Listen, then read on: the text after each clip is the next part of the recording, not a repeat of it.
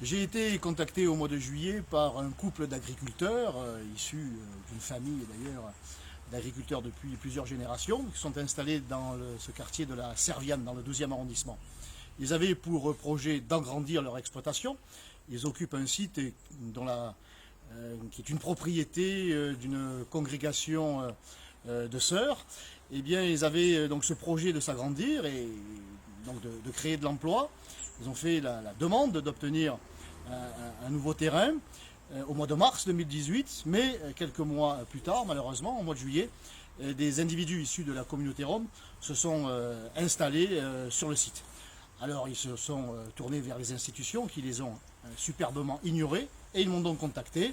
J'ai alerté le préfet de police qui m'a entendu, qui a entendu l'appel de ces agriculteurs et 4 mois plus tard, puisque nous sommes au mois d'octobre, eh bien l'évacuation a eu lieu. Alors, bonne nouvelle pour ces agriculteurs qui vont pouvoir s'agrandir, qui vont pouvoir créer de l'emploi, ce qui prouve que quand l'on veut, eh bien on peut, il faut être déterminé.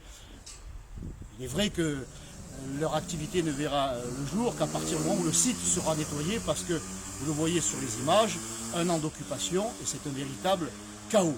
Bon, en dehors de cette conséquence, l'activité économique va pouvoir se développer et c'est grâce donc à cette intervention, à cette détermination qui, à partir de mars 2020, le sera d'autant plus avec cette brigade issue de la police municipale que je créerai lorsque je serai maire de Marseille et qui sera affectée à ces interventions sur ces campements sauvages pour empêcher leur création et donc leur développement. Voilà, ce genre de situation qui ressemble à un véritable chaos, eh bien, ça ne verra plus le jour à Marseille. On saura à Marseille désormais que la loi sera respectée, que la loi sera du côté des honnêtes gens.